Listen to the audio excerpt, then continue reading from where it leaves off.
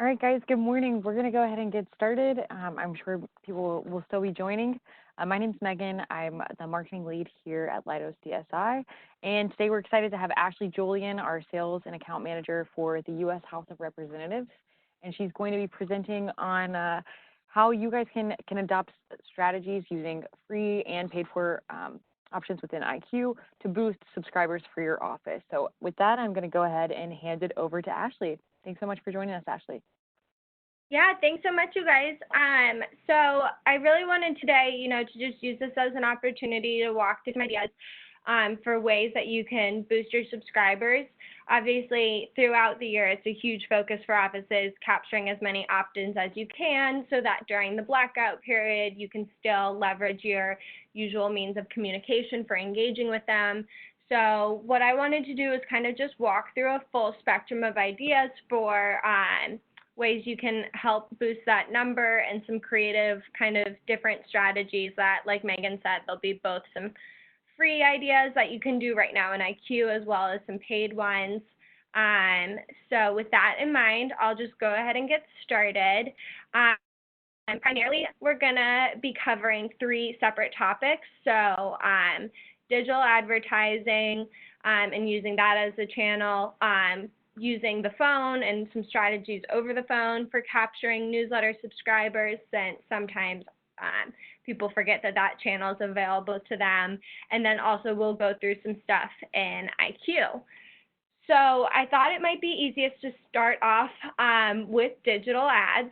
So I've got pulled up here some digital advertising for subscribers. So ways that offices I've seen successfully do this is capturing subscribers for by promoting like an in-district event, or if your office is going to do a telephone town hall with us, important bill sponsorships, targeting maybe folks that you haven't previously engaged with, and letting them know kind of here's what you've been doing. Also promoting constituent services, really kind of any priority in your district, using digital ads to get in front of those folks that you want to be connecting with, letting them know about what your message is, and making sure that on the landing page they're getting an option to subscribe. So not only are you capturing new subscribers, but you're just kind of in general creating like an overall awareness and brand campaign for your boss, letting them know, here's what he or she is doing in your district to help support their constituents. So when it comes to doing some digital ads, I thought it might be helpful to take a look at some recent work. So I just pulled up really quickly some samples here. We've got, these are some examples of ones that we've used in the past.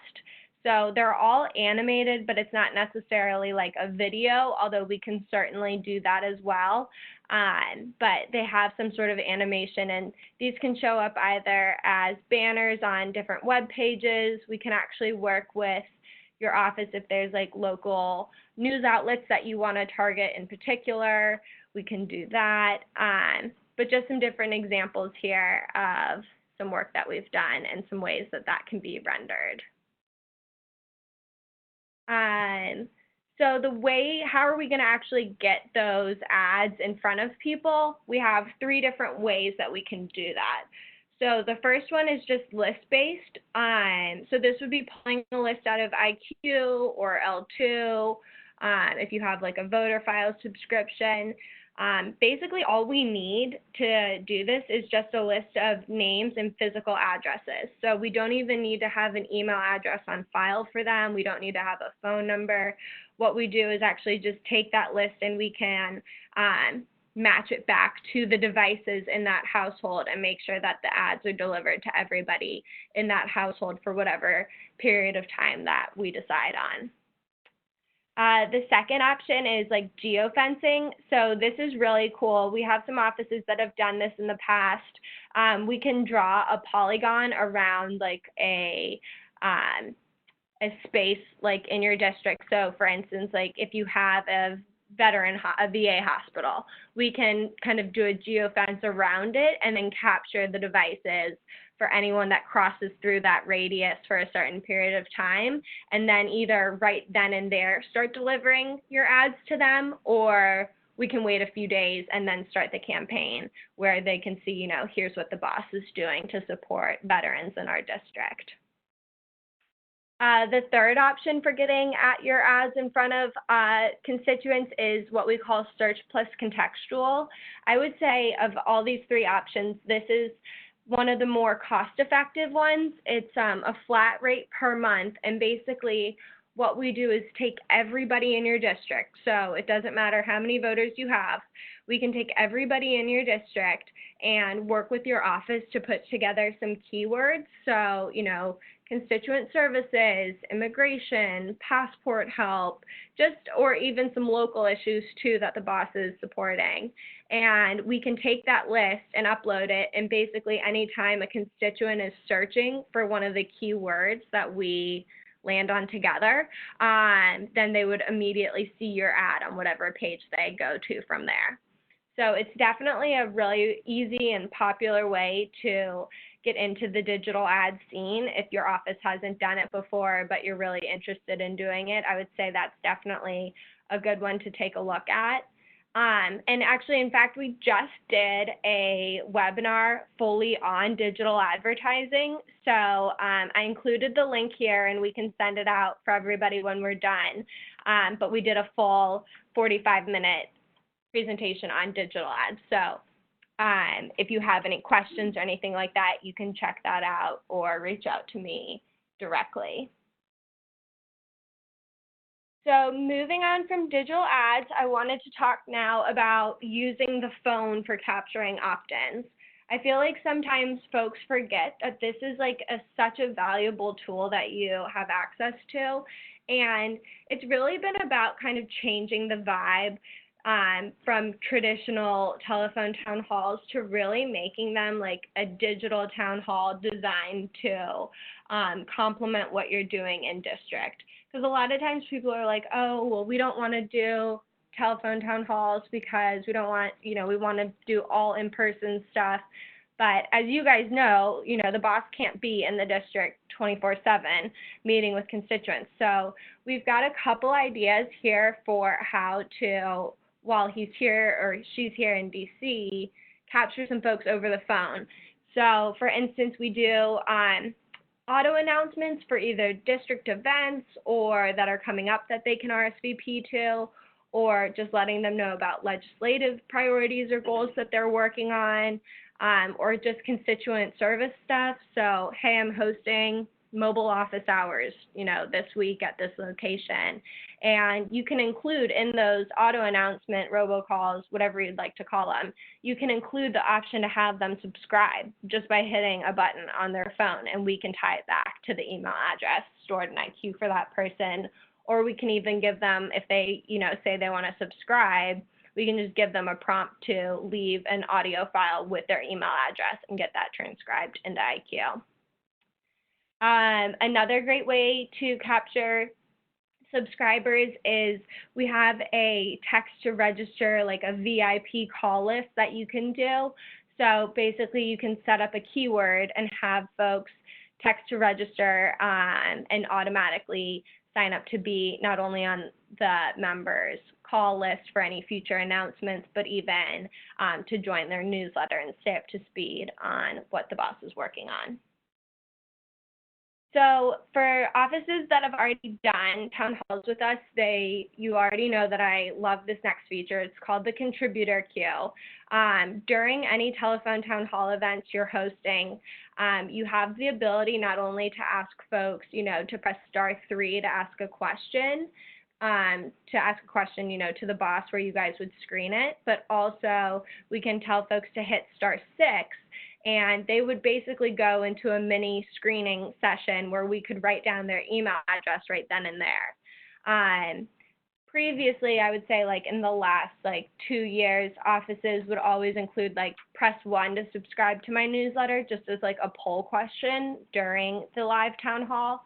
But the problem with that is that sometimes you don't have that email address on file, and then you have to, like, somebody in your office, maybe it's you, maybe it's your comms director or an intern or the DO staff, you end up having to call back these numbers and try to track down what their email address is, and it can always be kind of a pain. So what I usually tell folks to do is just go ahead and use that *6 feature instead, and you can capture their email address right then and there during the live event.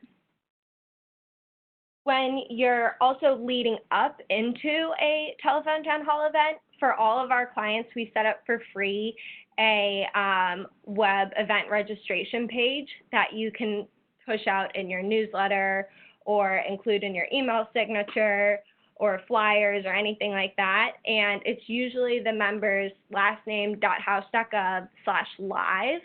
And when you go to that page, it'll actually prompt you to sign up to be called for the member's event, but it'll also give you the ability to capture their email address, and our standard language we've got there is already set up to be approved by the House, and it'll give them the ability to sign up for your newsletter as well. So I'm just going to let this load really quick, but normally what it looks like is you'll have a screen with the boss's photo, and you're being prompted to capture their name, phone number, email address. It'll show when the next event's going to be held, and then it'll have some consent language that you're a member of that person's district. So that's a nice, easy, free way that you can capture additional email addresses as well. The last thing that I think people forget about for another great way to kind of use these tools during the blackout are 499 town halls. I had a few offices that started doing that last year before the election when they were in blackout, and at first I think that everyone was kind of hesitant about it, but it ended up being like super powerful. The member held like these small, intimate community conversations over the phone while he was here in DC, and was able to really, take the time to have these more specific, targeted discussions on, really local and relevant topics. And it was just another great way I saw them using that opportunity even during the blackout to continue to be able to capture new subscribers and also be able to be in compliance with the blackout. One last thing that offices ask about sometimes is if we have any polling tools that we can do over the phone, and we do. It's called Surveyor. I think a few of you guys on this webinar have actually done this with us as well. It's super easy. It's really like a small lift in terms of what your office needs to do. Basically, what you would do is up to 8 poll questions, and it'll let you, do things like gauge the members' approval, do some hot topic issue areas, be able to do on a scale of 1 to 5, what do you think about this? Or I even have offices that have done it to reinforce some local accomplishments that they want to prioritize and make sure that constituents are aware of. So they'll say, did you realize Congresswoman Quorum did XYZ in the district? Press 1 if you want to learn more. And then that way we can take that data and follow up with those constituents. And in all of these polls, normally the last question is the ability to subscribe to your newsletter. And depending on how many folks you call, our pricing is set up similar to town halls, that it's based on how many people you want to hit up. But it is really helpful because you could just pick up an extra 500, 600, 700 new subscribers just from one call. And we do all the heavy lifting, we'll help you pull the list. We'll actually have our professional recording studio do the audio, so it's not like the boss asking hey, how do you think I'm doing? We'll have our folks record it, so the boss only has to record the intro, the outro, and the answering machine. And the best part about this is it's super, super cost effective. You're able to clean up all your telephone data at the same time. So then when you are doing future telephone town halls, you know that the numbers you're reaching out to are already have been identified as good numbers. And what's nice too is with this poll is we can actually leave it open for a few days with a dial-in number. So if you missed the initial call, you can leave a 10-digit phone number and they can call back in and complete the poll.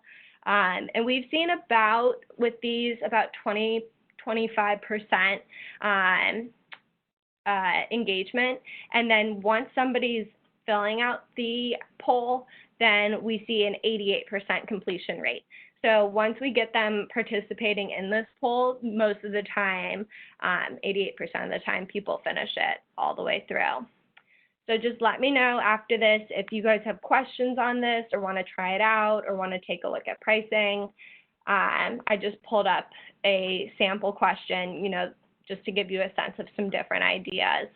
So we can do multiple choice, issue specific, gather some demographic info.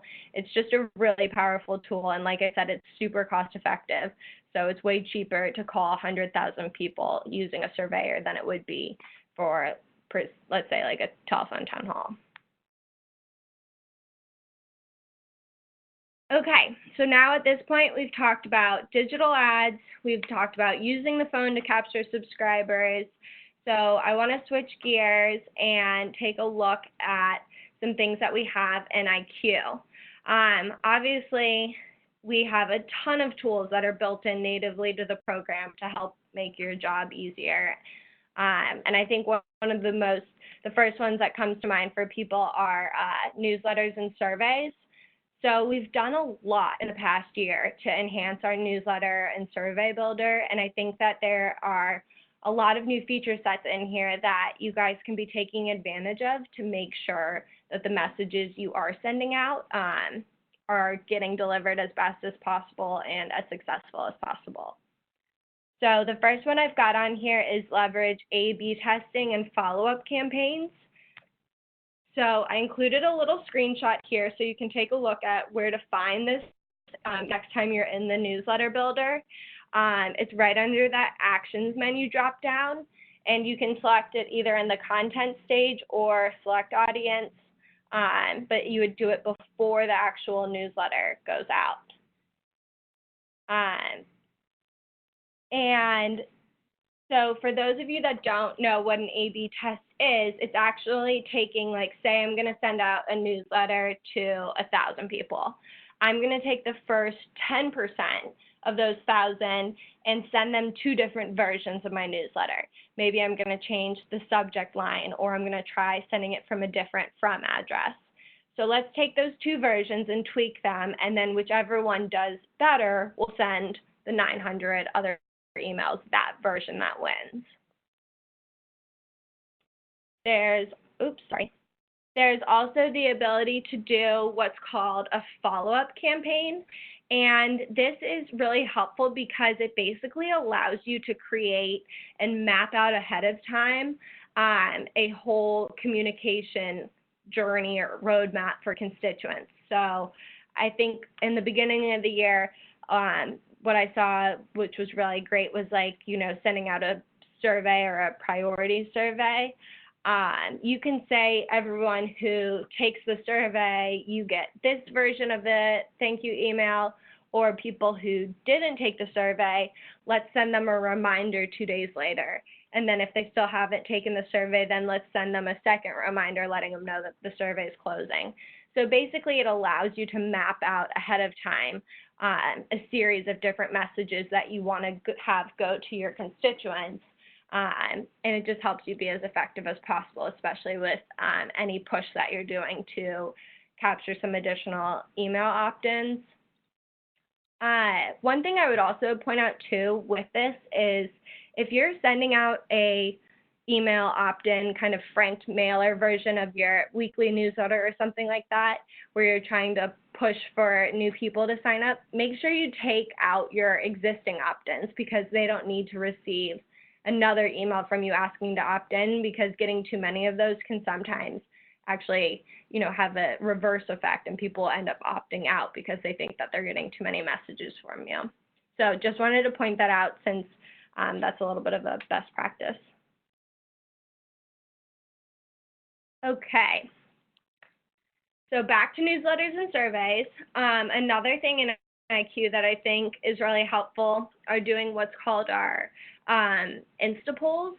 And those are basically e-surveys that you would build in IQ, but what's nice about it is you can see real-time response rates. So you can have those responses displayed for anyone that completes a survey.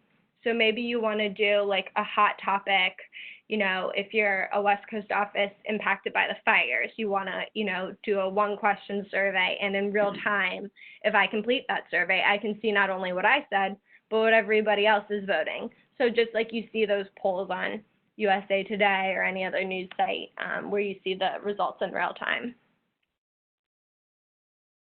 Another thing I remind my offices to do is make sure that if you're creating these surveys and sending them out, you can definitely push these out to your website or on your social media channels and be able to capture the contact info for the people that complete it and have it all flow back into IQ. The last thing when it comes to newsletters and surveys is that we have a feature called the engagement score in IQ, and what that does is basically it assigns to each contact you have in IQ a ranking or a number 1 through 100 to show how engaged that constituent is, along with a high, medium, low engagement category. So you can use, like, say you're going to send out a newsletter, a franked mailing, and you want to send it out to people that you maybe previously haven't engaged with.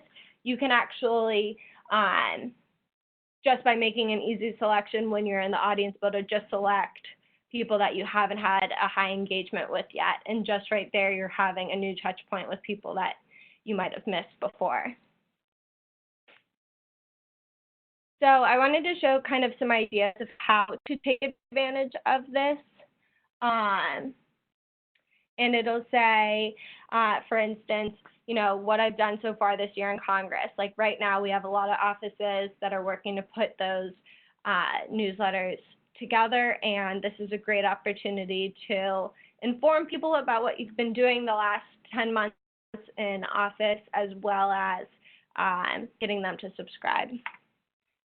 We also have in our latest release that you guys are probably getting soon, if not already, is the new 1-click surveys. So previously it was 2 clicks. You'd have to click on your answer and then click submit. We've actually made it now so that you can do a 1-click survey and have any image or graphic hyperlinked back to your opt-in. And then I mentioned this earlier, but something that's super easy is just taking an example of your weekly newsletters that you send to subscribers and get it franked and send that one out to your non-subs. Give your constituents a preview into like what they could be expecting to receive each week or each month from your office. It's a really easy way with relatively low lift, on your part to make that push for additional folks to subscribe. And then lastly, if you guys need new emails to hit up, just let me know, because we do offer one-time buy purchases as well as auto refresh options to continue to update your database throughout the duration of the year with new emails every quarter. So we've got a lot of offices right now that are looking at year-end funds and like kind of trying to figure out what to do. So investing in a clean, fresh email list is always a good bang for your buck. And then over here, I have just some ideas of like easy things that, in my mind, are daily interactions that you can be doing to capture some additional opt-ins. So for instance, if your office has a guest book, we could create just an e-form for you guys to host like on an iPad or whatever in your front office. And as people sign in, you can just have them, prompt them for the ability to subscribe to your newsletter right there. It syncs directly with IQ. You don't actually have to like manually do anything. The visitor's doing all the legwork, and you're just capturing free new subscribers. Also, at the bottom of your outgoing form letters in IQ, in that format, where you've got follow me on Twitter or, follow me on Instagram or my Facebook page, you can also include an option down there or a hyperlink to subscribe to your newsletter. And then another super easy one is if you're doing any in-district events or online events where you're capturing RSVPs, you should definitely be using Eventbrite and have that linked up with IQ. It's free, it's like ridiculously easy, and it allows anyone that signs up for an Eventbrite event to automatically get added to your subscriber list. Like, it's so easy. Definitely do this if you're, especially if you're already using Eventbrite, make sure that it's linked up with IQ. And then the last one I had down here is just like, I think most of you guys already have this, but if not, it's a good reminder. Just when you're on the Contact Me form on your website, making sure that you have this option for if you want a response and to subscribe to the representative's newsletter. Okay, so we've talked about all these different strategies and techniques, and now you actually want to be able to see, like, hey, how many newsletter subscribers did I get? You can check that out by using, if you're sending out a newsletter, obviously when you go to Outreach, Recently Sent e-news, you know that there's that report button above the name of each newsletter you send out. You can use that to see quickly. It'll be a nice, really pretty report where it'll show you how many opt-ins you've gotten from each mailing. You can also use, if you're doing A/B testing, like the Compare e-news feature, to stack those side by side. And to do that, you would just, from that same list of your recently sent newsletters, just select those two, and under Actions, you can do Compare e-news. And then also under the Outreach menu, which I think some people don't see, is a Reports hyperlink. And we actually have this report called the Subscriber Report. I'm a little biased because I kind of helped work on it, but I think it's beautiful and it's really easy, and it'll show you all of your subscribers. And this can actually be set up to be sent to you on a recurring basis. So you can have it emailed to you every week or every month, and it'll give you this full breakdown. So for instance, up here, we'll have how many people are subscribers, opt-outs, or non-subscribers. Those are just folks in your database that have either neither subscribed nor opted out. And then it has it broken down by in jurisdiction, out of jurisdiction, or unknown. And then it has a nice time period breakdown too. So you can see at a high level, like in August, I got 53 new opt-ins. I deserve a raise. And then it'll also have some great graphs down here though too, where it'll measure it graphically for you over time. You'll have a quarterly breakdown, an annual breakdown, even an individual newsletter breakdown. All right, so the last feature in IQ that I wanted to talk about is one of our newer features, and it's about texting. Everybody is asking about texting, and we are fully integrated with IQ out of the box to work with Twilio. It's the same backend, like if you've ever gotten a text from like and Pizza that your pizza's ready, or if, a text from your airline that your flight's delayed, it's the same back end. And we can use it to do both a mass communication. So I want to select all my, VIPs in a district and send them a text letting them know about some special event that I'm going to be hosting. You can grab any list of contacts, and under the new menu, just select new mass text. And what's cool too is you can actually have people reply to them and have those messages stored in IQ as a thread. So if you have, for instance, somebody that texts you and says, I want to subscribe, you can just say, thanks so much for your message, you're subscribed. They can say thank you. You can actually have this whole thread stored right here in IQ. So the same place you would go to look up, Ashley Julian and see that I call your office 10 times a day and you've helped me with casework and I write you ledge mail all the time, you can actually also in that same contact view view our full text thread together that we've had with your office. So that's definitely one of the really cool new feature sets. I've seen offices do it by saying, you know, text a keyword to whatever 10-digit phone number we set up for you guys, and then we can just do like a quick keyword search and just select all, add no affiliation. Or there's a lot of different kind of creative ways I've seen offices do it, but I know that this one's really popular, so I wanted to make sure that I hit on that. And I think that that covers kind of in 30 minutes, like everything I wanted to go over. If there are any questions, you can feel free to reach out to us at any point at house.sales@leidos.com. That's my cell phone number up there. Call me, text me, whatever. We're happy to help whenever you need anything. And that was everything I had planned today. So I hope that this was really helpful for you guys and that you were able to learn some new things about IQ. I'll hand it back over to Megan and we can go from there. Okay, it looks like we do have one question on the phone, so I'll go ahead and read that to you. So Robert says, for the poll question, are we able to give disclaimers like we do for emails, saying, for instance, if you answer one of the questions, you will be enrolled in our newsletter, or would they have to explicitly ask if they want to be opted in?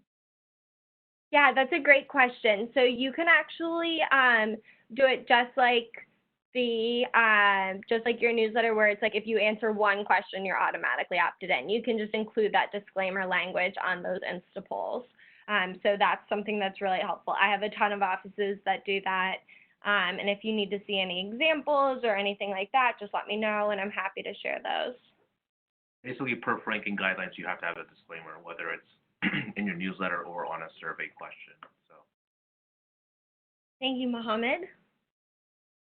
Okay, I can see the questions now too. Okay, Mary, you just asked where you can find the subscriber report again. So when you're in IQ, under Outreach, you're going to go to Reports, and then you'll see the subscriber report on here. Just click on that hyperlink. And what it's going to give you the ability to do is actually, if you want to run it monthly or weekly, and then, or you could do like a custom date range. If I wanted to do like year to date, I could put in, you know, like 1/1/19 to today. And then you could either run this report right now, or as I mentioned earlier, you can actually click on email this report and have it, you know, even be set up to schedule this report to run, you know, every Sunday or whatever, and put in who you want it to go to and whatnot. And if you have any trouble accessing that report or running it, you may need some configuration done. So just reach out to the help desk or your ITC to get that set up. Cool. Great. Any other questions, you guys? Was this helpful? Should we do more stuff like this again? I'd love to get feedback from everybody on the call. So just let me know if there's anything I can do to help, because I thought that this was really, really fun to put together for you guys. So if there's anything else I can do, just give me a shout. Like I said, I'll put my email address is thehouse.sales, and here's my work cell. So whatever you need, just feel free to reach out.